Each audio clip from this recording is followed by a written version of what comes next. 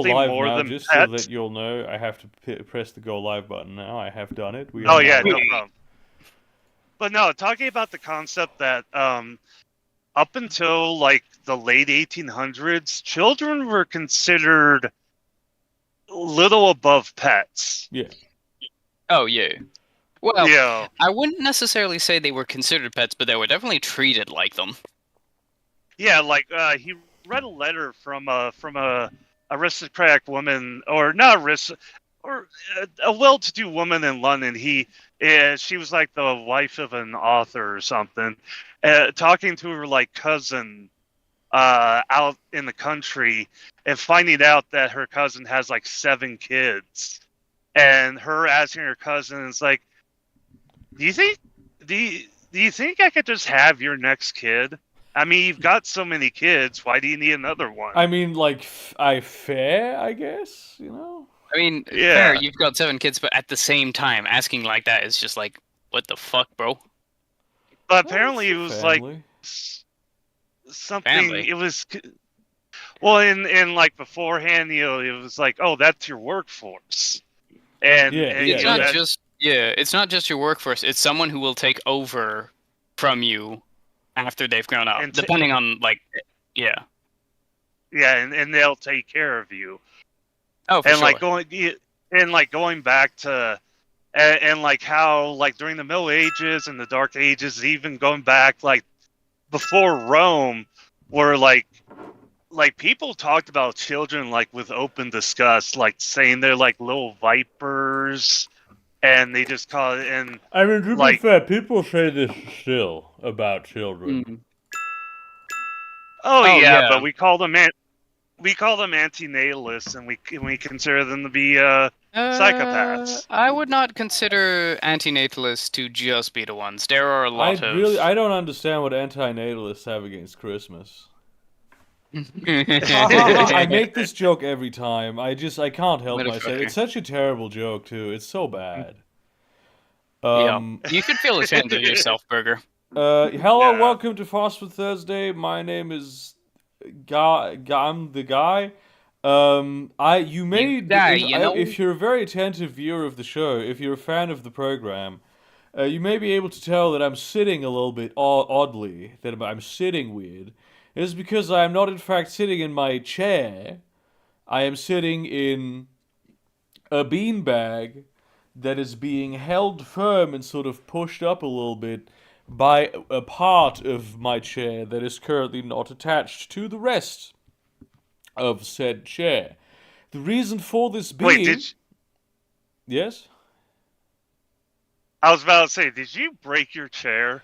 Yes and no. So basically, what happened? So this, a while ago, because I'm doing this professionally, I was getting back pain. I sit at the desk a lot. I went ahead and bought like an expensive chair, like one of those, one of those chairs that capitalists get to get their office drones to sit in the office for 8 hours, because they're comfortable, they get feedback, they have decent lumbar support, all that. Yes. That chair sort of, it didn't break, but the mechanism that I used to like lean it back and forth, because it has like different levels that you can lock it in as, and depending on what I'm doing, like if I'm actively, writing, I want the backrest to be straight, and if I'm like watching a film, I want it to be leaned back, so I can chill in this chair. That broke. Yeah, it went poorly for a while. After like not even a full year of using the chair, which is fucked up. So I called the manufacturer. I was like, I paid a lot of money for this. What the fuck is going on? And they're like, we'll send you a new unit. That particular part, the thing that's like underneath the seat, that's like attached to the seat and that connects the seat to the bar. That's with the legs. I have it. Yeah, I have heard those before. I have it right. Oh, I have it right. I have it right here. This is the spare part that they sent me, in the mail. So they're like, oh yeah, you just watch this video. This video will tell you how to replace it. So basically, you're supposed to like detach it from the seat, and then you're supposed to put like turn it on its head, spray some WD-40 on the place where the stick meets the hole essentially, and then use like a rubber hammer to like take it off. Oh no. This video, Oh he like no. he blasts it 2 times and it just falls off. Yeah, of course that doesn't happen in real life. Yeah, I've spent like over the course of the past 2 days like 3 hours just fucking hammering away with like a rubber hammer like a absolute fucking madman. And I did like 2 centimeters of progress in total, and you'd expect this thing to be like 6 centimeters in. Yeah, Blood. see, something similar happened to me because originally my nice big and tall office chair broke because even though it said it was rated for 500 pounds and I weighed less than 500 pounds, apparently being a big boy and then using your office chair all over your apartment, scooting around and bending and going side to side will eventually cause fatigue and break it. Yeah. And I ended up replacing the whole ball of ends. I went on the Amazon, got that part you're talking about. I got like a super heavy duty version.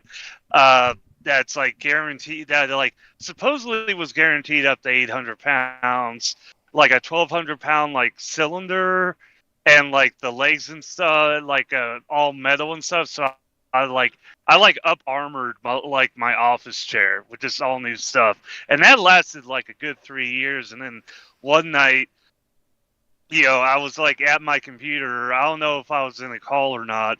I was like, oh, I want this thing off the floor, but I don't want to I want to stay in my chair. So like I leaned over to go get it, and I started leaning, and I kept leaning. I'm like, oh, I'm still leaning. Oh, there, I'm on the floor now. So the whole thing the piston just sort of bent. That's insane, dude. That is fucking wild. And now I'm wondering, it's like, should I do this all over again? Or should I just buy a brand new office chair? Right now, I've got like a fold-out director's chair that I'm using as an office chair because I'm too lazy to order one and then haul it up to the apartment and assemble it. Plus, I gotta throw away the old chair.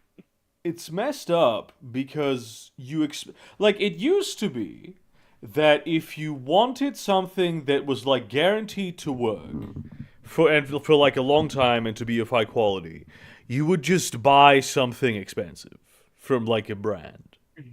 This no longer works. You can do it, but they're just as shoddily built, and they'll just break with the same. Like they still are of like a higher quality in terms of the actual sitting experience, but they will break just as quickly. Sometimes even more quickly than a shitty IKEA chair.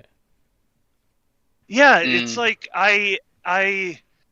it's like my grandma had a chair that she found in the 1960s, like thrown away at a dumpster. Yeah. And she took the chair and she used it all the way from the 1960s to like the mid 2000s when she had to go to a nursing home.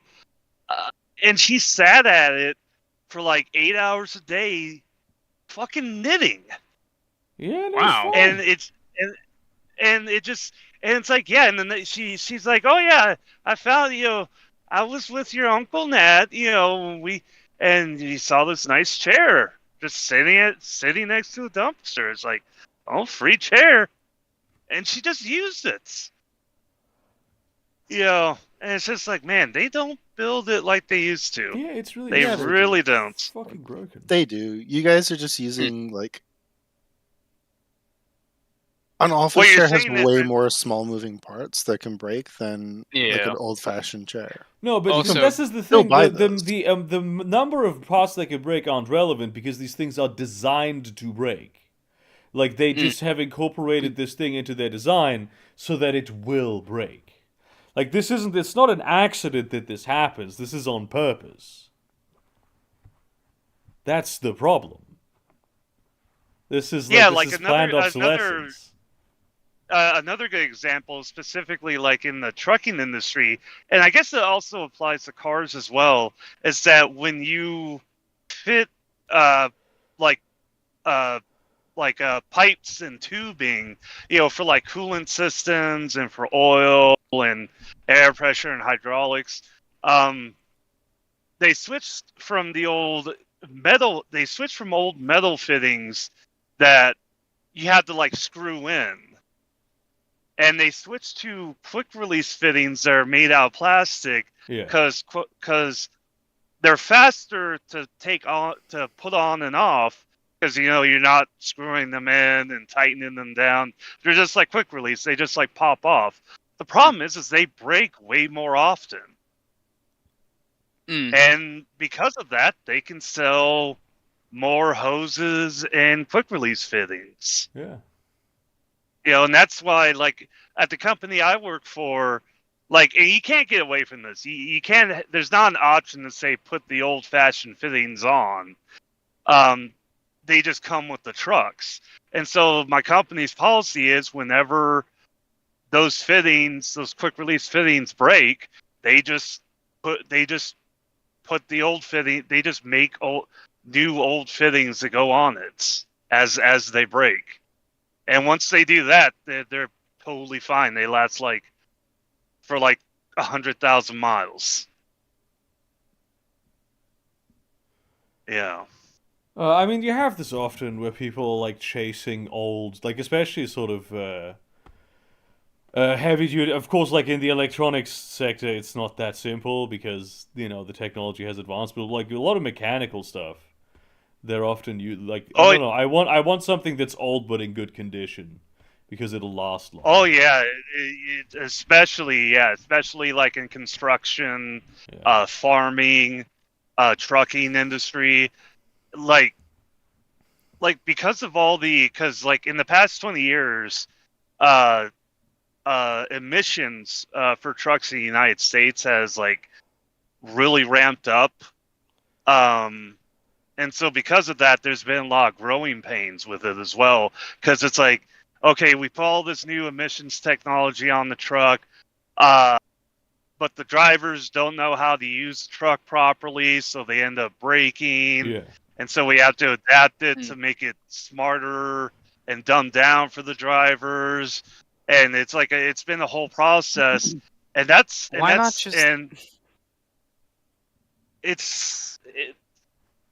a lot of psychological, things you can go into why these things happen. But for a long time, a really popular thing people would do is you could order a truck without an engine or a transmission, and then you could buy the truck without all that stuff, and then put your own engine and transmission into it. They were called glider kits, because basically you could just. Well, they were called glider kits because they didn't have an engine. You could just like push them around like a glider. Yeah. So what people will do is like, oh, we want a new truck, but we don't want to deal with all this emissions bullshit. So they would order a new truck and then take the engine and all the mechanical bits out of the old truck and put it in a new truck. And eventually the government stopped letting them do that, like in 2020. Yeah, because of course, if one thing breaks, it's very important that you buy a whole. This is like with fucking Apple products and fucking right to repair bullshit. Yeah. I mean, we don't need to get into the Louis Rossman of it all. Is it Louis or Louis? I call him Louis.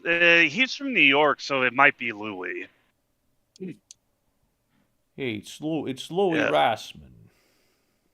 But yeah, another example is John Deere, and it's like the one place where you need equipment to work well because, on time, being on time is very important, is in farming. Yeah. But John Deere has like locked up all their technology oh my god, so hard. Yeah.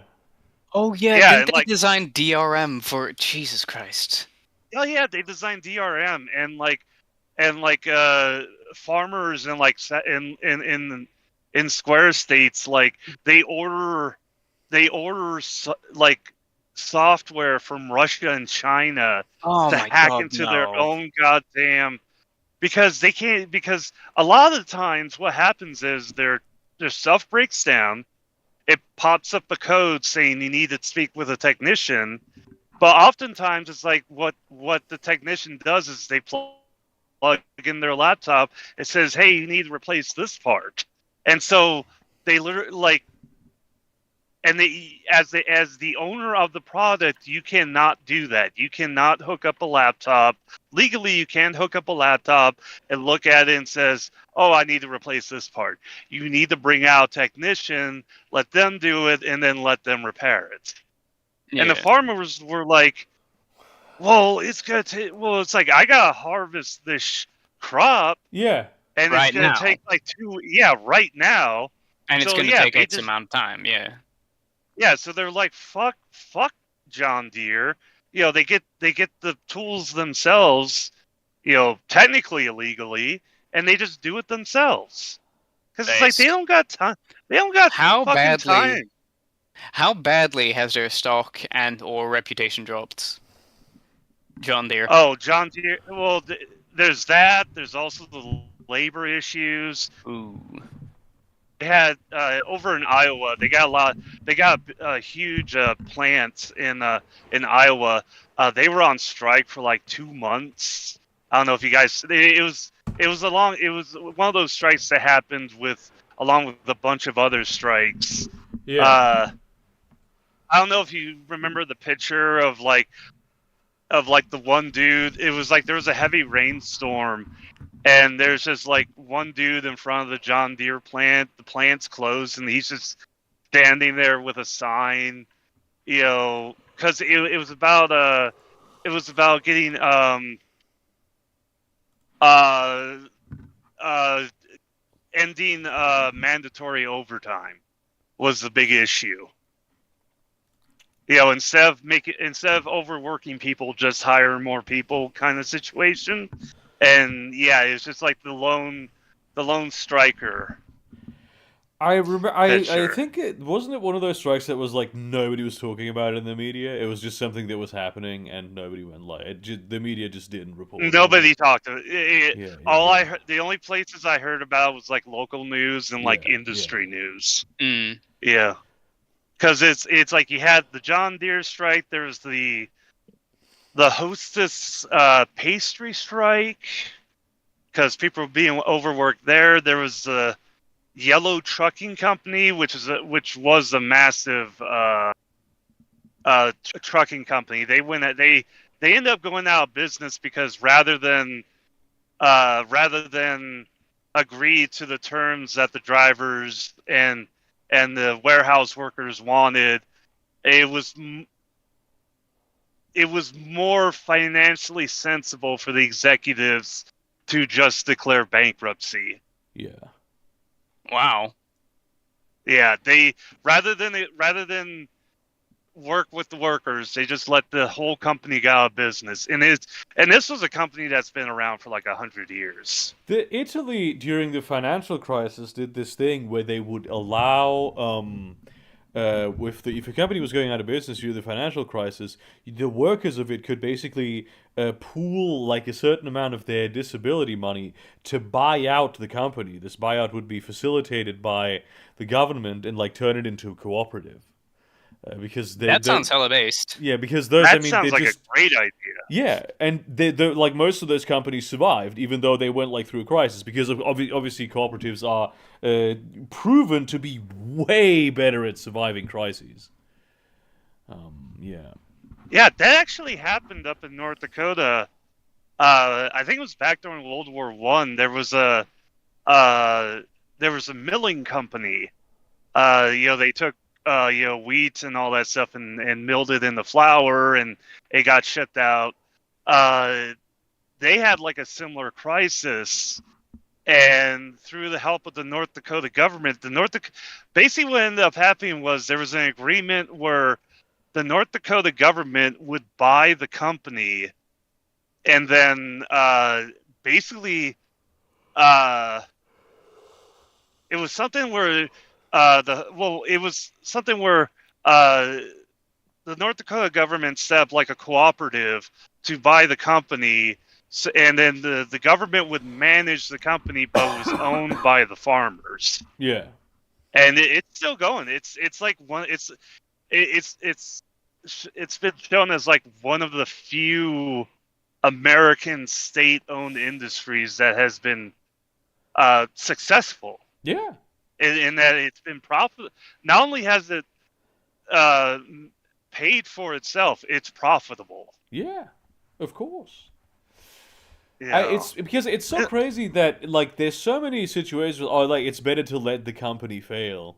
And this shit is like clearly like objectively usually it's terrible for the economy because this is like real labor and like a real chain in the production line of so many other aspects of like the places that they are suppliers to. They'll be disrupted by this. They'll have to change around a lot. They might lose access to the precise means of production that they utilize, that they prefer to utilize, and that work best with their processes. So that's always an economic loss that like propagates down the line. And it doesn't need to happen. It's just because like some extremely rich people can't see themselves making a ton of money off this anymore. Fair. Yeah, exactly. It's just, and like the same shit, and like, and the like a clear example of this that pisses me off to no end is the postal service, the U.S. Post Office. Yeah, because like every year you have conservatives in Congress screaming about how the postal service is not profitable. And it's like that's not the point of, like, this happened with the railroads as well. This is part of what killed the railroads. Was initially in the United States it was very profitable. Well, it wasn't profitable, but there was a lot of incentive for railroads to haul passengers. Yeah. It was never profitable, but it was really good to have on the back end of hauling cargo. And you got and they got a lot of incentive and a lot of tax breaks and subsidies to haul passengers. And then in the 60s and 70s, a lot of those subsidies, there's a lot of deregulation, and a lot of those subsidies went away. So these railroad companies didn't want to haul passengers anymore because they weren't making money off of it. Yeah. So the U.S. government was like, okay, we'll buy up all your passenger services. They bought them all up and created Amtrak. Bloody and hell. Fucking govs, I tell you. And they were like, okay, well, since we were paying you to haul passengers anyway, we'll just do it ourselves. And like literally these railroads, they just like gave them to the government. Like they were like, oh, thank God, just get rid of this shit. Yeah. We don't want, we'll just give it to you. And ever since then, the same with the post office. Conservatives have been crowing about like, Amtrak's not profitable. How can we make this profitable? It's like, the funny thing about the post office specifically, this happened like a couple of years ago. It would be profitable. Oh, hey, Alex. It was for Alex, welcome. Hey. It was profitable for like a long time, but then the Republican Party specifically, I don't recall exactly what it is that they did, but they put in like a rule that the post office needs to always have like the entire retirement savings of all of their employees on file, or like they need to have that and have that in a fund that they need to pay into, of all the employees that they have for like in perpetuity. That is an unspeakable amount of money, and it works like this pretty much nowhere. But they changed the rules so the post office needs to do it, and that's why they're losing a shit ton of money. And that's what they're pointing to as, look how unprofitable they are. They're losing like hundreds of billions a year. It's like, yeah, of course they do. You made this the case on purpose. Yeah. Yeah, and I do. Sorry, I just kind of have a tiny little question that is super complex, but it's like, why are so many train systems like you have to buy tickets? Why not just include that? Like, why not just nationalize them, one, and two, include that in, like, I don't know, a transport tax or something? Because that would be bad for the automobile industry. Yeah. Damn. Like, simply speaking, that's, like, the case. We have this, so currently, so Germany, I don't know if you remember this, like, in 2021, I think, they had the €9 ticket, like, you would buy it, and you could use all the, like, fucking regional, and, like, inter-regional trains. Not the ICE trains, not like the super fast ones, but like the regular ones. You could use them for like $9. You could buy $9. You could use pretty much all public transport aside from the ice trains in all of Germany for a month. You have trains made of ice? Yes, we have ice. It's because it's yes, and because you know in winter we get problems with those trains because they freeze to the tracks. Anyway, essentially, so. This was extremely popular. People loved this. And then, after those 3 months ran out, it was like, oh, how do we, like, continue doing this? They came up with a solution. It's like, now it's $50. It's like, it's $49. That's way more expensive than for those 3 months, but it's also way cheaper than it ever has been. But now there is an issue with financing this.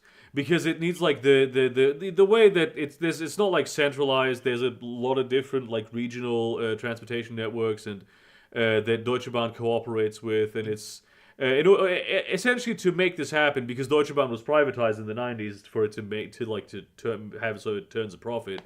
They need money for this, and the finance ministry and the transport ministry are both controlled by the liberals, who are of course.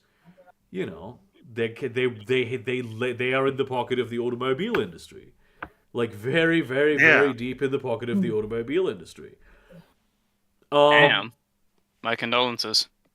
So the amount of money that would be required to continue running the 49 fucking euro ticket for another year is the same amount of money that it costs to build one particular kilometer of Autobahn in Berlin. 1 kilometer. Fucking hell. And the fucking they were happy. That same minister and the finance, they were happy to be like, oh yeah, no, that exactly. We're happy to finance that kilometer of Autobahn and like 10 more in that are almost as expensive as that, right? That they have money for. But then when it comes to like doing something that is like good for the entire country, just objectively good, but would be a mild problem for the automobile industry, unwilling to do it, utterly unwilling to participate. Can't think of it. They can't think. Impossible to do it. Yeah, so that's fucking unobtainable. Because I mean, it's an active sabotage. They're just trying to destroy public transport or like to make sure. I mean, this is the whole the roads thing. Roads are for cars and all that shit. They used to be for pedestrians. Yeah, it's God.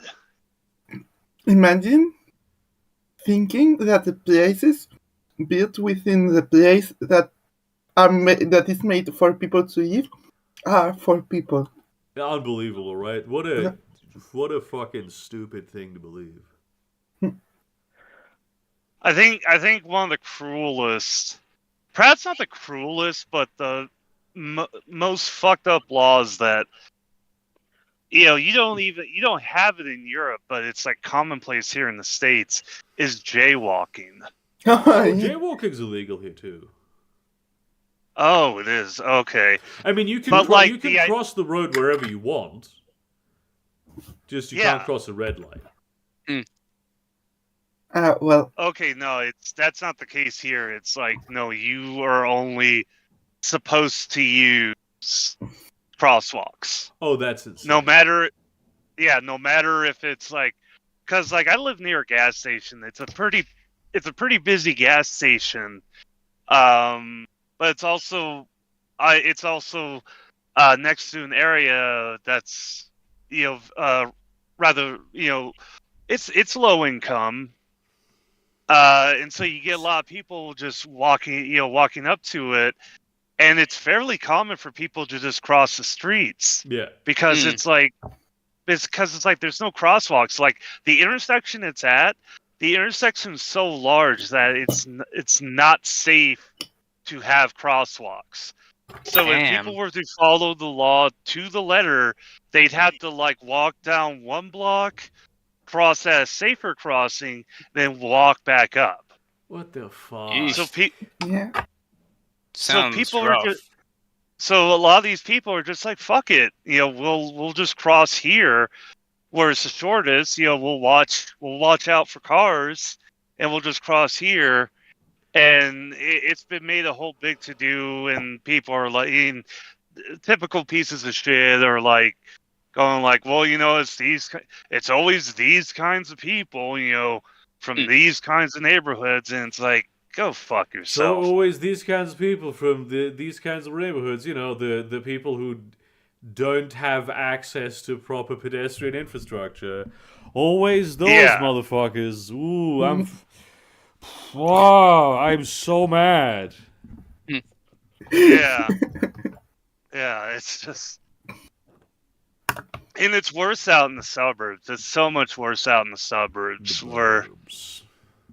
The burbs. Like when I was a kid, like the suburbs were like, as a kid, the suburbs were fucking amazing. Yeah. Because it's like you basically had the run of the neighborhood. Like you could be on the street, everybody could be out playing. Yeah. And then once you turn into a teenager and like you want to like actually go out and experience the world, then it's really then it really fucking sucks. Yeah. But nowadays kids can't even do that. The second, like, there's this whole idea that if you let kids out of your sight for like 5 fucking seconds, then they've been kidnapped or they've been put in mortal danger.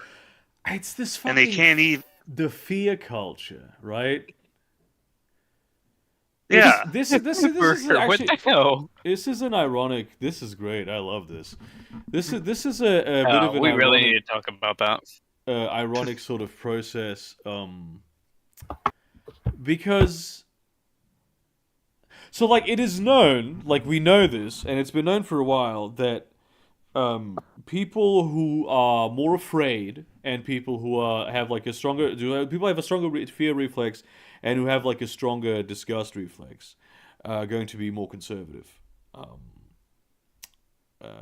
And there is, like, this has been a theory, like, a lot of, like, especially leftists have talked about this, like, this is why the tactic has just become to generally terrify people. Because then, like, the preconceived biases that they have are gonna, like, just intensify. You don't even need to, like, say, be scared of black people, but, like, be more scared, and then people will just be more scared of the things they're scared of anyway. Because, like, a lot of these, like, exposing yourself to fear and anxiety triggers is going to, like, move over. It's going to spill over. Like, engaging in a lot of preparedness behaviors actually will generate the same effect. But at the same time, it must also be said that in the past couple of decades, where this has been like a major media narrative, the world has objectively become a lot more like progressive and left-leaning and like cosmopolitan. So that's kind of an most interesting... of the world, I would say. Yeah, well, I'm talking about like specifically the Western areas where this is a sort of a prevalent... Don't you mean Europe and the United States? There's no such thing as a Western world. Actually, there is. I'm being pedantic. Yeah. I am being pedantic. You're also being wrong, just subjectively. Yeah. I mean, you could say any part of the world is the Western world because it's round. If you go west enough, you end up in the same place. Yeah, but that's not you can't. But like when I say the Western world, people know what I mean. Yeah, Like yeah. it's like, oh well, technically the West can be fucking in space too. Like that's an entirely arbitrary sort of like that. It depends on where you put the ruler. But when you say the Western world, like it's a concept that contains a very specific set of information. And so when I see people go, actually, that doesn't exist, it's like, okay, but then why, when I say the Western world, do people know what I mean? If that's not a real thing.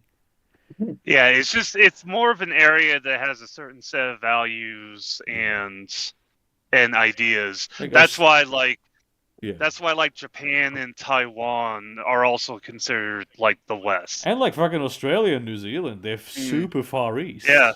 Yeah, I think. Yeah. I mean, And like South America Singapore, as well. you can technically speaking Singapore as well. I mean, Singapore's that's an edge case.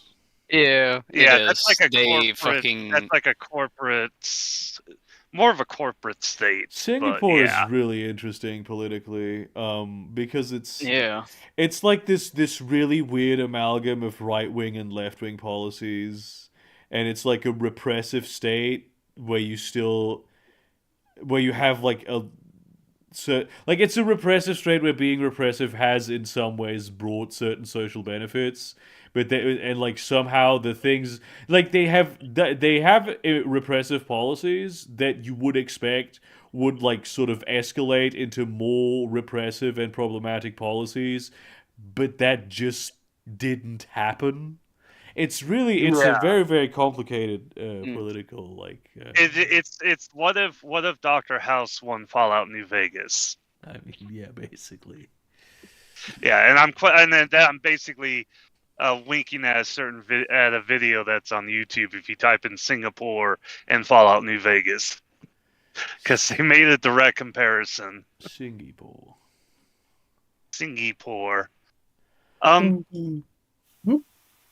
But yeah, it's like even like from personal experience, like, and partially this is the privilege of how I look, because I look like a Facebook avatar, profile pic. Yeah.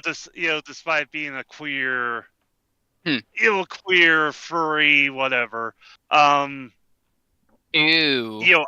What the fuck are you, bro?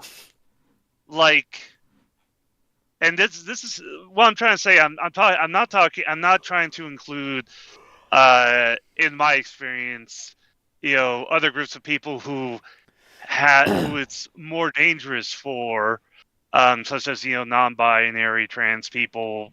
I'm not including them in my anecdotal evidence, but me as a queer person, me as a queer man living in South Dakota, I still have a reasonable expectation of safety, of being who I am, and having the expectation that I can be who I am and still be safe. Now, I'm not saying that's the case for everybody. I'm just saying that's the case for me. Yeah. I can have I can hang up a pride flag outside my window and have a pride sticker like on my car,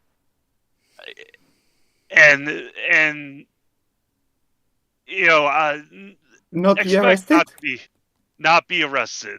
Sometimes you get catcalled, but I don't think about that's just going to happen. But I'm free to express who I am. Yeah. Despite the fact that my state has done horrible things towards minority groups. Yeah. And the only reason those happened was because of basically massive corruption and fear mongering. Yeah. I don't know. So that's a curious. Although some people will then say that like, while we were experiencing like another shift to the right, but that's like a political. Yeah, and I'm not discounting that there's an obvious shift to the right. But I mean, that's in the technocratic sector. That's happening. Yeah, I mean, there's always somewhat of a shift to the right after every shift to the left. I'm not sure that's like. I mean, eventually, not because it's like a law of the universe or anything like that, just because at some point things stop going left because that just statistically has to happen at some point. No, yeah. Going left. I mean, and I'm not, and you know, and I'm not saying that this is going to be the way forever. You know, if certain things happen this year, if certain people get elected, this could change drastically. It's an interesting year. This is going to be a very interesting year politically. It's already shaping up. Well, would you consider? There's a lot of countries. There's a lot of countries having elections this year. Oh yeah, this is the year of elections again. I do wonder with the list from Jeffrey Epstein being released. Oh fuck! I haven't seen the list yet. Volsh gave like an interesting take on it, where it was like he was more of a political broker first, than an actual sex pest second, right? Like he still did bad things, but it's like he brokered a lot of power, so it's like. I mean, this is you're British, you know this, Posh. You're posh and British. This is a common. It's a very common thing for like a lot of like to have these sort of elite groups to do political brokering that is like bound together by sort of like extreme depravity, right? You have these fucking all these ceremonies for like the when the Eton kids enter university in the UK. Oh yeah, and they have to fuck a pig. And they have to fuck a pig, exactly. Yeah. So they have dirt on each other, and that's how they keep each other loyal. They're eating kids and fucking pigs. Yeah, basically. Yeah, I mean, it's a Jeffrey Epstein's thing is basically it's the same thing essentially. Yeah, like wasn't it with Jeffrey Epstein? Like, because I can't imagine every single person on his guest book. That's what I think it is his guest book. Were there to fuck kids. I think. Presumably not. No. At some point, basically most of them, but apparently, statistically speaking, he has every single famous person has somehow been on Epstein Island. I don't know how that happened, but there would really be even Hawking being on that. Yeah, I was like, wow, is handicap accessible? Let's not forget that Stephen Hawking was there to watch naked midgets solve math problems. I genuinely, I cannot believe that. Like, not even because it's not even because of it's him. Oh, this is such an icon of mine, and I can't possibly fathom that Stephen Hawking could be doing something. It's just it sounds so made up. Yeah, I mean, without a doubt, it's been known that he's kind of a. I mean, beforehand it was like, oh, he was. Now I just think he's just a fucking pervert. But like back before all this, he was known as like a ladies' man. Who? Stephen Hawking. He cheated on his wife. I mean, he cheated on his wife while he was in his wheelchair. There's a whole bit thing about that though, where a lot of people think that it was like emotional abuse. But by the carer, like he cheated on his wife with his carer, with his the person who was taking care of him. So that it's not like it's not just that he was like getting pussy. Although probably could have. That is something I'm kind of curious about. Is like how many of those people on that list like went to Epstein Island to have a vacation, and who went to that island to just be completely evil fucking people who fuck kids. Donald Trump and Bill Clinton, apparently. Yeah, apparently Donald Trump's name came up like 7 times or something. Bill Clinton has like I can't remember how many. Well, it's like I wouldn't be surprised if Bill Clinton went there to do evil shit, but it's like if Hillary went there as well, I think she went there for other reasons. I don't see her being that kind of evil. No, but she definitely did it for political reasons because of Jeffrey Epstein.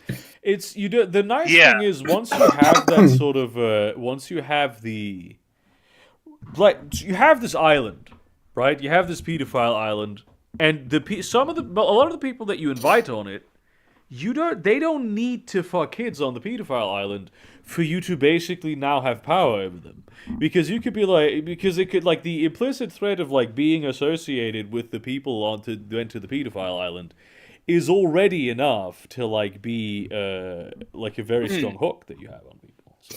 Yeah, and well, and there's also big conspiracy theory that Jeffrey Epstein is a big power broker, because what he would do is he would invite people to his island, get them absolutely fucking blitzed off of drugs, and then cocaine, and basically coerce them into doing horrible, evil acts, and they'd be like, "Hey, look at what you did while you were fucking blasted out of your mind. If you want me to not release this, then you'll do what my colleagues want you to do." Yeah, I mean, this is how the fucking secret societies and fraternities have worked for a long time, except it's just they did that when they were young. Yeah, it's like with the Eton College with the pig. Yeah. With the pigs, it was you do this before you have a prefrontal cortex, and then what do you mean before they have a prefrontal cortex? They never developed the prefrontal cortex. What is the fucking? Do you reckon this probably didn't happen, but do you reckon David Cameron was watching Black Mirror when it came out? The very first episode. Probably. Probably. Who told? Black Mirror was a very popular show back then. Before it went to Netflix, it was a very... Hey, who snitched on me? The ending to that episode, I'm sure I'm not spoiling it for anybody. Anyway, it's been 15 years. Yeah, the ending to that episode was hit so fucking hard, because it's he did the thing. Yeah. He fucked the pig on live TV, and he's being praised as a fucking hero, for saving the princess and all that stuff. And at the very end, he's getting all his praise, and he looks over to his wife. His wife looks back at him, and it's just a fucking wrecking ball. Yeah, yeah. It's it's his life, his everything he knew was just basically destroyed. I mean, even him objectively being this absolute he really is a genuine hero in this scenario, because he saved one of the most popular people. He basically saved the Princess Diana surrogate that they came up with. Yeah, it's True. But no one will ever look at him the same way. It's just because of the nature of the genuinely heroic act that he undertook. He has a reputation to him now. It's kind of fucked up. Yeah. It's he's a hero, but he's still a pig fucker. Yeah. He's a pig fucker, the bastard. But yeah. Is it the something police? The old Scottish joke, you see this bridge? I built that bridge with my own 2 hands. This whole inn, I made the bricks for it, and I laid them down. I roofed it. I made the roof for it. But do they call me Simon the Bridge Builder? Do they call me Simon the Inn Builder? But you fuck one goat. Simon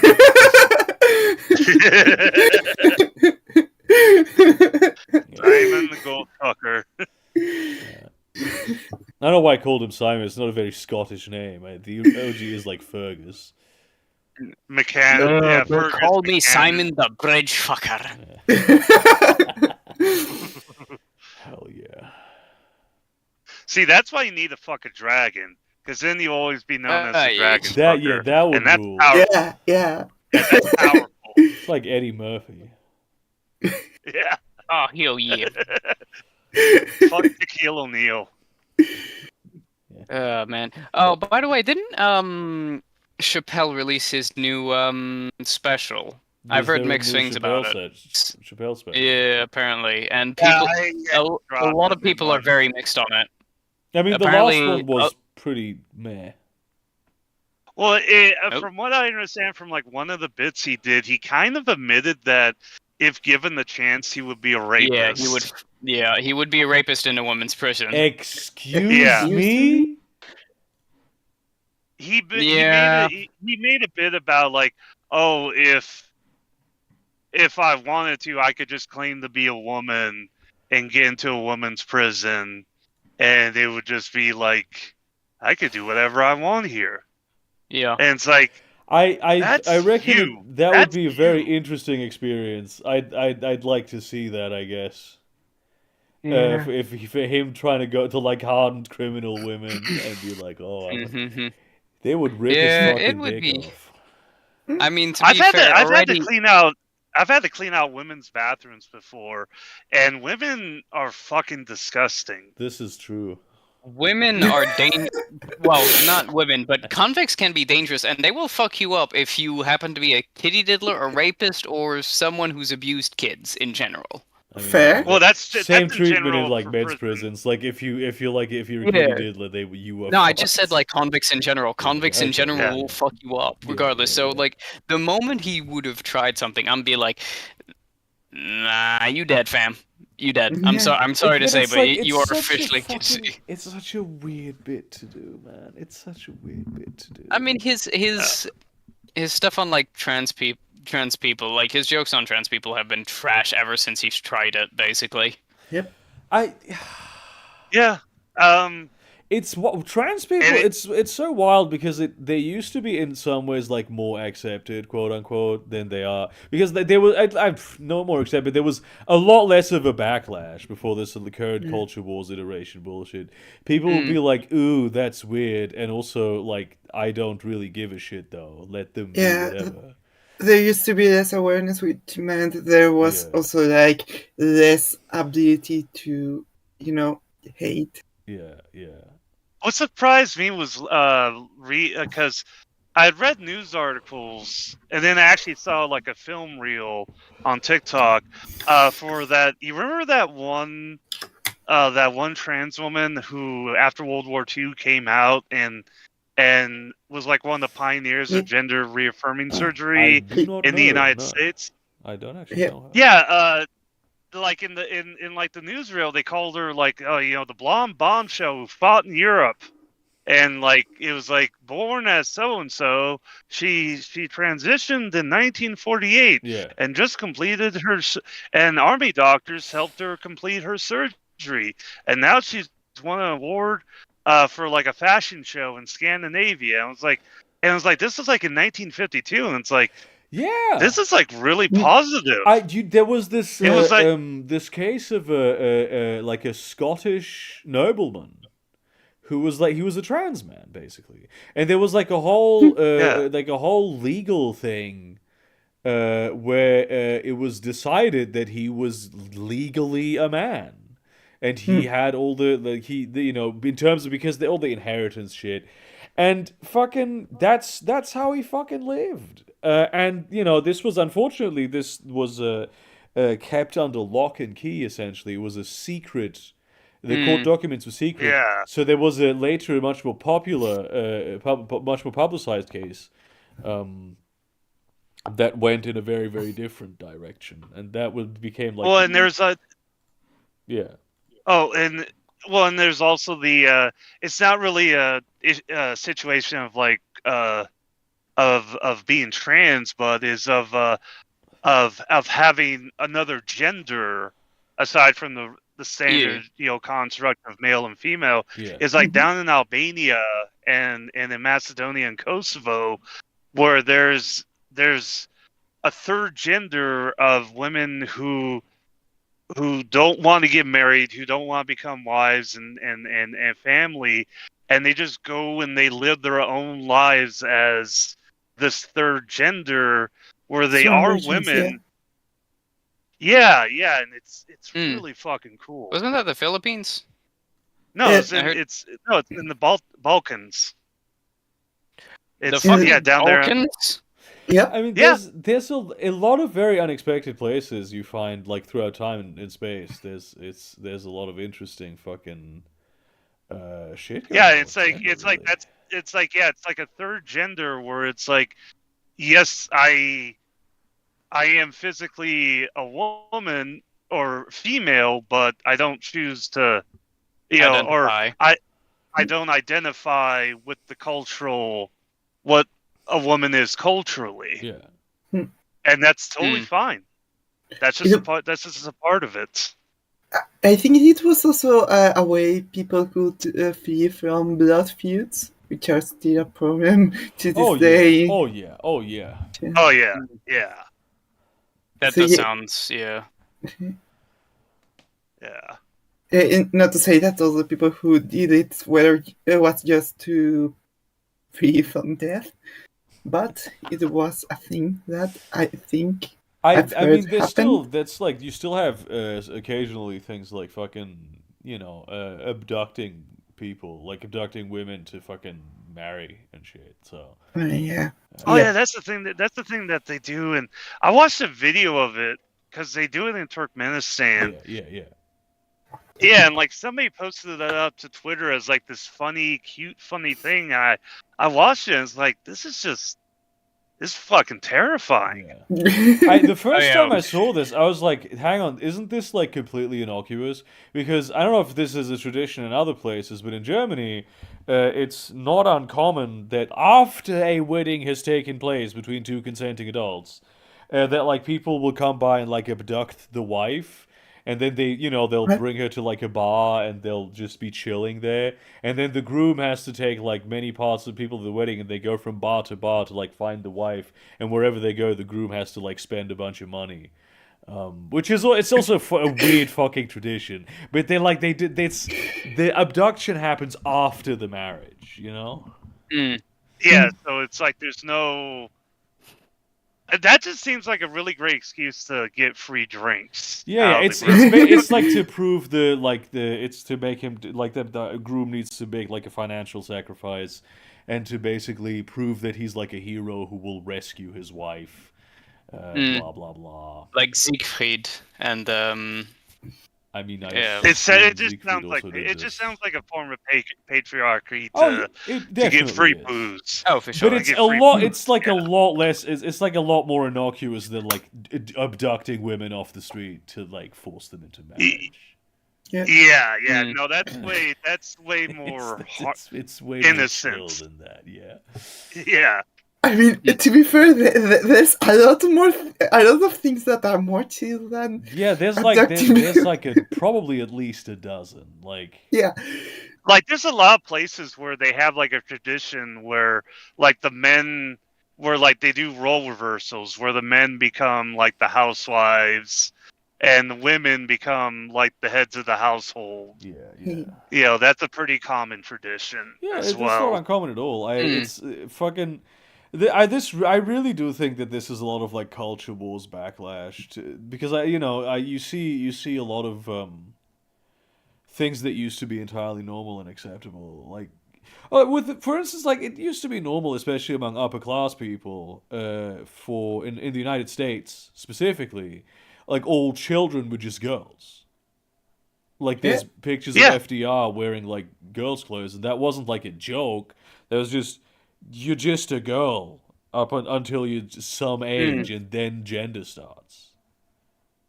Yeah. Well, and like the whole idea of like pinks and blues being gender specific, that's a pretty new thing as well. It used to be the other way around because like pink is like a vibrant and like active color, and blue is like a gentle and soft color. Yeah. And fucking bathing suits, even. They invented bathing suits for men because they were like, it's disgusting that men are running around with their tits out on the beach. Women, though. So true. Yeah. Women, oh my though, god, so But the true. weird Speak queen. the weird thing about that was for only like beaches and pools where both genders were there. Mm. At least from what I know from like the YMCA, it was like everything was out. You were at the pool, at the all men's pool, everything was out. I don't know how it was for the women at the YWCA, but I've read numerous accounts from the YMCA where it's like the pools were just like everything was out. It didn't matter if you were a kid or an old man. I'm still not sure what the YMCA is. Like, I know, it's like, in my head, always when I think YMCA, it's not only just that song, which is, like, extremely gay, but also I think of TGI Fridays for some reason. It's like when fucking English people talk about Weatherspoons. It's like, it sounds like a particular thing, and then every time they talk about it, it's some different, that it isn't the thing that I thought it was. Some different. I've always thought it was a gymnasium, but now that you say it's a sort of gym. I always found it was more like a social thing or like a hotel. Okay, this is surprising to me. I mean, I used to be a part of the YMCA. It's like the YMCA in Sioux Falls. It's a pretty old institution. It was like founded in the 1900s, in the early 1900s, and for me, it was just like it was a gym. It was a pool. They had like a lot of recreational stuff you could do. It was essentially like a third place for boys. Apparently it's a non-profit. Yeah, it's a non-profit. Yep. Yeah, it's considered. Because it's a Christian organization. Yep. Yeah, it's oh my fucking god! That was Could we just stop giving them? I'm so fucking radical on this, where it's just like, stop giving religious organizations tax exemption, please, for the love of fucking gods. Yeah, but no tax exemptions for you. Fuck you. You do not deserve tax exemptions. The amount of times we've had fucking pedophile rings and whatnot is too damn fucking high, and I do not fucking care. But yeah, when I was a kid and when I was a teenager, yeah, the YMCA was like, I mean, the song was very accurate. You could go there, you could work out, you can go for a swim, you could play arcade games, you can get food. They had a restaurant there. And I think they still do. You could pay them like $10 or $15 a night and get a room, get like a boarding room. What? Yeah. Yeah. There's a YMCA in Singapore. Whenever I used to go down there, I just stayed at the YMCA.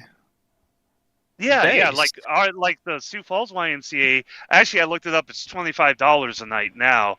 But still, yeah, it's like you get a room there. They have like 40 rooms, and the stipulation is you clean up after. That's wild. There's no like room service or anything. But yeah, it's so just you be German. That's the stipulation.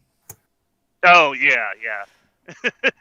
Like it struck me as such because I had breakfast with my girlfriend today, and we were at this this breakfast place, and we're done eating. Right, we have the plates in front of us and like the 2 bottles. It's also like very common that they just give you a bottle. They don't give you like a glass. It's just expected that you drink out of the bottle.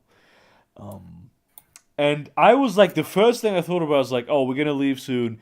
Where is the place where you put the used dishes? Here.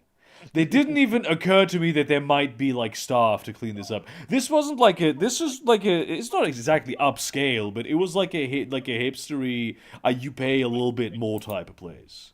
It's such an incredibly German thing to do.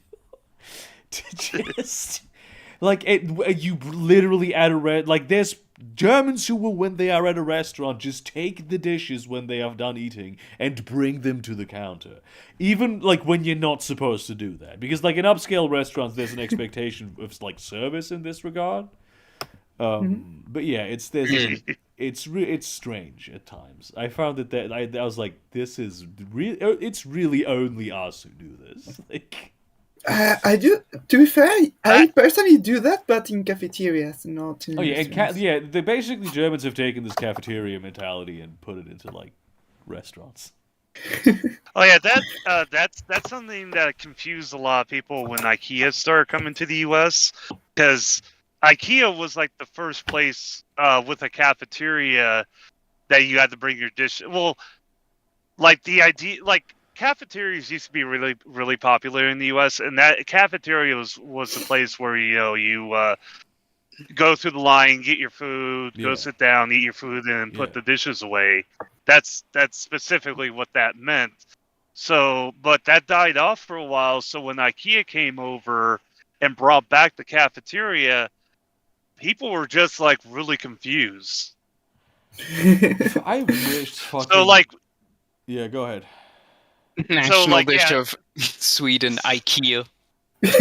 So like, I'm sorry, but like, yeah, like people would just like get up and leave their trays like at the table, and like the cafeteria was just a complete mess, and they had to post up signs like, "No, please put your trays back over here in the dirty tray shelf." You know, that's why the meatballs cost $1 for 10. I miss like, or I wish there were more like common fucking. Like cafeterias as such were more common as like a restauranting model. When I was in Poland, they had this thing over there. This is like a leftover from the communism days. There's this thing called a milk bar, where they'd have like a few hours a day where they would serve like a good warm meal.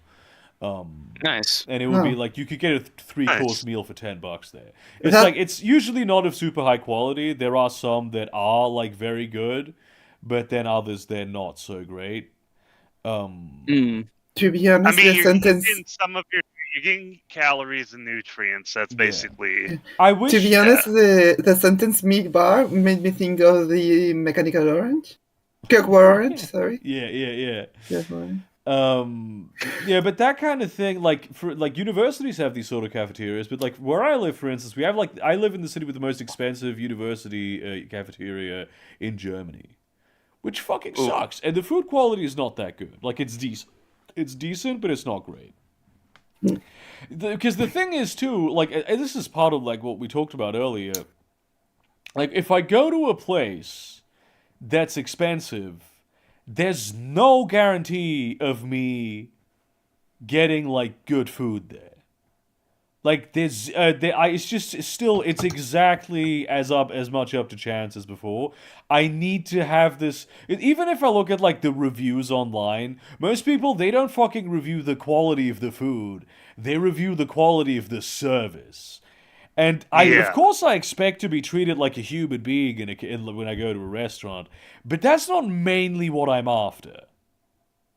I want to eat good food. Fair. Yeah. That's like a trope in New York City, with Chinese restaurants where you avoid the 1-star Chinese, or not Chinese restaurants, Chinese takeout. Yeah. You avoid the 1-star restaurants and you avoid the 5-star restaurants. Yeah. The 3-star restaurants or the 3-star rated restaurants are your go-to because the customer service is horrible, but the food is amazing. Yeah, it's a cultural thing. Fuck that shit. Like in China specifically, it's like a very like it's rude to like Western people, and I'm not a fan of the service that you get in these like really good Chinese restaurants that are like made for Chinese people. But they're just like they're rude in a completely impersonal manner. Like they're not. It's no expectation in that culture to bring up emotional labor for strangers at all. Yeah, that's a big plus. And of course, I think you guys have probably seen the video of the kid at the register who's working like he's been working there his entire life. Yeah. That's also a key that it's a good fucking restaurant. If there's a kid with his school books out, also working the register. It's like, I don't know, it's fucking I actually discovered that there's I was watching like a cooking show with essentially my boyfriend. Like I think I can call him my boyfriend now. The old So. ball and chain. Another, it's a new ball and chain. I'm increasing the number of ball and chain to make my muscles bigger. You're like you're like the Samson of poly relationships. Yeah. I'll just and so I asked a friend of mine, like, are there any like really good Chinese restaurants that are like authentic, right? And my friend responded, yes. And then 10 minutes later, he had like a whole essay on like the best ones in the historical context of them in Hamburg, and this guy, honestly, this is one of my favorite people in the world because you can ask him. This was like at like 2 a.m. as well. He knows everything about food. Like, especially, like, the local food culture and restaurants. He was like, yeah, this restaurant right here, it was like in the 50s, there was this cultural exchange program, and, like, they, it specializes in, like, dim sum type cuisine, and you get, and, like, it's frequented a lot, like, by, like, Chinese diplomats specifically. Then there's this other place that came, like, a bit later from the same wave. Of like the same project, but they focus more on like they have like a pagoda, and they focus on like authentic tea ceremonies, and then nowadays the Chinese people tend to go to this other restaurant because the other two got like super expensive, and he just knows all this shit off the top of his head. Bro, that is wild. I know a guy who like can tell you like the specific history of specific sandwiches just off the top of his head. And actually, dim sum is directly linked with Chinese tea houses and Chinese tea culture. Yeah, but like so what I meant to like what he said actually said is like it's in the one place they don't focus on the tea aspect of it, but in the other one they have like it's like a really authentic it's like more authentic and they focus more on the tea aspect of it, and like the third one they don't it's not even necessarily dim sum, they just also do dim sum, and they have like a lot of Cantonese Sichuanese cuisine type stuff.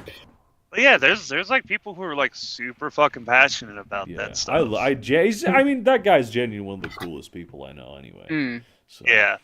I mean, fair. It's the same with my sandwich guy. The guy, he's fucking awesome, but he will talk your ear off over roast beef. I love that though. By the way, tell me about roast beef, dude. By the way, something quick to draw before the stream ends. Draw fucking a beanbag chair, dude. I'm sitting in one. I don't know if you heard that story. Draw beanbag. What? Oh yeah, the chair broke. Draw my fucking head as a beanbag chair. Yeah, fucking do it, bro. Fucking do it. Yeah, let's go. Of course. Also, I'm looking up a membership for the YMCA in Sioux Falls, and it's only $39. That's pretty for like at which interval? Monthly. Oh, okay, that's actually a bit more. But crazy. Well, it's the real deal is if you do it as a family. 2 kids, 2 adults is $50. So you get women at the YMCA, or is just gay couples? Oh, they start allowing women to join the YMCA in the 90s. Wow. I do remember that. They also don't emphasize the Christian part so much anymore. It's based the YMCA. The YMA? Well, it's the original name is Young Men's Christian Association. So yeah. No, it's like how I mean, we mean the guy named Christian. They had a guy. Yeah, he's Danish. Yeah. Yeah, he's Danish. You know, They got it. I do not respect the Danish. Yeah. Based. I love. Danish are I funny saw people. like a post recently. Oh my god. I shouldn't have opened Twitter, dude. Never. I'm gonna explain this image to you in a second. It was like, oh, why are so many like Muslims named Islam? Said the guy who's literally called Christian. Based. Okay, so this is terrible. Sonntagsfrage Bundestagswahl is like a very classic format that they do. They ask like on Sundays, who are you gonna vote for? ooh, that's not good. How bad is it? It's very bad. So. Oh no, not the AFD. Yeah, the biggest problem with this is basically so the current governing coalition is SPD, Grüne, FDP, and the FDP really genuinely are to blame for why this semaphore coalition didn't like work out, because they block every sort of popular policy. You have the CDU-CSU with like one of the fucking most horrible people who's now their leader. Nobody likes him. They all want to vote for him, and he has been laying the groundwork for a government coalition with the AFD for years now. He has like always denied it. And they would have the majority required to form a government if the election had been this Sunday. That would be what is happening. Like I can guarantee you, because it's the only feasible government coalition. Not even with because even with like a what we call a great coalition, which is an SPD CSU, an SPD CDU CSU thing, you would have a majority. This is like really bad news. Bruh, my condolences. The world is going to shit. This would be like really. Why does this happen? This like it's weird always because like it's many reasons. So the SPD isn't as like doesn't push as hard on leftism as it should, right? The Greens are not. They have like a strong neoliberal arm. Like half of the Greens are basically neoliberals who are like environmentally conscious. Disgusting, yeah. And they're constantly just maligned. The FDP, obviously, they just are liberals. And Olaf Scholz is not great at. He is not a great frontline politician. He's an administrator. He's effective at getting things done quietly and behind the scenes, which isn't really a great thing to like. He did a whole with the whole Ukraine situation. He fucking politically diplomatically decked Biden, right? Into like getting more aid to Ukraine, but he made it appear as though he was like being like extremely reluctant on supporting Ukraine. And like if you're not like very politically astute and very good at political analysis, which most people aren't because they have like a life, you wouldn't be able to like identify that this was a very smart diplomatic move. So he's not great at like generally publicizing the successes of his governing coalition. The FDP has, of course, like everything. This is like the ticket thing. Like the liberals have, of course, tried to done their best to sabotage everything that's like legitimately popular. Of course, it's the fucking liberals. I think like the biggest factor is, of course, that the biggest newspaper, the newspaper with the highest circulation in Germany is the Bild. Bild Zeitung is a conservative bullshit rag that you can get for free because they throw it at you. It's essentially propaganda. It's like a hardcore right-wing propaganda. It's the fact that you have to pay for left-wing newspapers, and you don't have right-wing ones. I see. Like a lot of the people voting for like because it's a lot of like culture war shit. It's a lot of like, oh, we don't want to. This is I've said this so much. It's the left leaning parties put way too much political capital into pushing extremely like symbolic issues that are very popular in like upper class leftist circles, as opposed to structural reform that is required. Because like the Greens, for instance, they want to limit the speed on the autobahn. That is an there is no like it's difficult to describe to someone who isn't German how unpopular this is among most people. And it's like, is this like better for the environment? Objectively, yes, but only technically so, because the actual like benefits that you would gain from this is like it's infinitesimal compared to the political capital that is required with this. Of course. Yeah, it's like is that gonna negate all of the fucking nuclear power plants being closed down? Yeah, which the conservatives did, and now the conservatives are like calling out the current government for like having done, even though they're the ones who did it.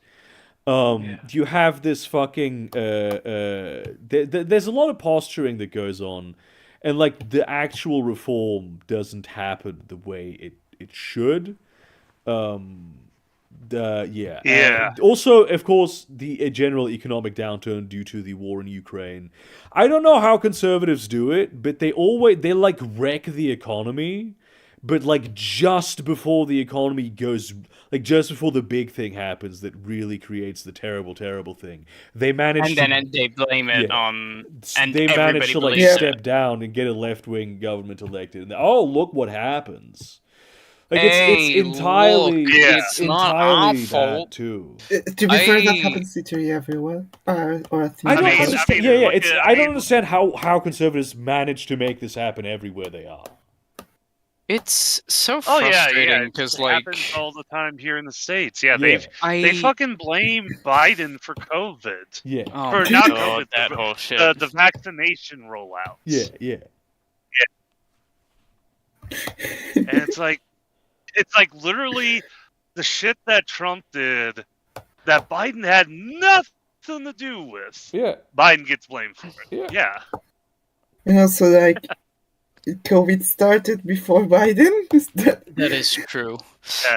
That's like I need to clarify, vaccines. My worry with the upcoming elections that we'll have in England soon, which I don't think is this year. It might be this year. I can't recall. Is despite all that idiocy that is Keir Starmer, I fear as soon as he gets elected, we're gonna have a major fucking problem of some kind, like economically, infrastructure-wise. Like it's been leading up for like a long time. I feel like there's a lot of infrastructure problems within England itself as well, because like there's so many fucking tube stops or trains that are getting delayed and cancelled. It's fucking insane. And it's, I mean, in fairness, even when like conservatives are in power, every time something goes wrong, like progressivism. It's like, it's the fucking liberals. It's the fucking liberals. I struggle to fathom how like the mental gymnastics of people are in this regard, but that's what happens. Yeah, because this is like the greatest thing they've ever done is they have managed to portray themselves as the party of like generating middle class wealth, even though what they do is exactly the opposite of that. They're so good. Like all conservatives are just so good at portraying themselves as that. And even though leftists would objectively, if they went more harder and more consequently to the left, they could like explain specifically to people how they would improve the situation. But unfortunately, the people who end up there are always the most milquetoast motherfuckers. Who are like the least radical, the least pro-labor, the least pro-middle class, right? Yeah. The other thing I worry about is I hear a lot of complaints about the Conservatives here in England. The problem is and this is my fear. So a lot of the conservative voter base are getting fucking sick of the conservatives. Yeah. And this can lead to two things. One, we'll have a coalition with in between Labour and the Lib Dems. Fuck the Lib Dems. Fucking center right cunts, bastards. Fuck them. But the thing is, like, I fear if we ever have one of those major problems that arises due to the... Yes. Due to the what? Rest in peace. The Tories heard what he was saying. Yeah, like turn around. Rishi was like, "Oh, fucking." Oh, how do like oy vey with an Indian accent? Oy vey. It's like that sounds Scottish. I'm just throwing the premise of the bit into the room. I'm not doing the bit. But like, yeah, I just fear like as soon as that happens, because I can see a lot of conservatives voting against the conservatives themselves. Like a lot of conservative voter pool will vote against the conservatives this coming election. Like imagine how fucking bad you have to be for that. Pretty fucking bad. I mean, to be fair, I think Rishi being wait, is he Pakistani or Indian? I can't recall. He's English. Yeah, I know, but like I don't have Indian heritage. Yeah. Oh. But yeah, I think the color of his skin doesn't help him in some regards with his voter base. I think because, you know, tiny bit of racism. I feel like honestly this ultimately comes. No, I'm not sure that's. I mean, you know, that may be true. It's not but I can a major imagine, factor, but I can imagine the opposite being true also, where they're like they're trying to like think of themselves and prove themselves as not racist. So they'll just have one of the worst people in the world who's like one of the good ones, fucking in office basically. And be like. Look, you see, I'm not racist. I just hate the blacks when they're. I just voted. Yeah. I voted for Rishi Sunak. Despite the fact that he was never voted into fucking office, like Jesus I Christ, like Rishi Sunak. He's a conservative. He's a proper conservative bloke. Yeah, I could drink a pint. I don't despise the average British public. But sometimes I'm just infuriated. It's like, you idiots. Yeah. I don't mean idiots, but it's like, you know, you can't help but think you did a dumb move. You did a dumb move, you know? Okay, there we go. I accidentally muted my mic for a second. I don't know, it's fucking... I feel like a lot of left-wing people also, like they overestimate... or rather, they misjudge the way that like a lot of regular sort of right-leaning people are racist, because there's like it's a lot less of the like overt. They're like one of the good ones is a much more common sort of thing with people than it used to be, right? So, like even the racists have become less racist somehow. I mean, well, you would try expect so? to. I would argue they try to justify it to themselves that they're becoming less racist. Yeah, and in that process, like there's a lot of it's a lot more of a gray space. Like it's not just the narrative tends to be like, oh, they're just now being racist in secret, and it's just not that simple. It's just not that easy. Yeah, and there's also I found a hit tweet, bro. Work emails are turn-based combat. Yeah, they are. Yep. I just find that so hilarious to me. It's like, bro, fucking wild. Most of the work emails I get are like, we have seen your content and we would like to do a sponsorship with you. And then it's like some that I have absolutely nothing to do with, and then I always don't respond at first. But then like immediately the next day they're like, why did you respond? And I'm like, I'm sorry, I don't take sponsorships. Thank you. Jesus.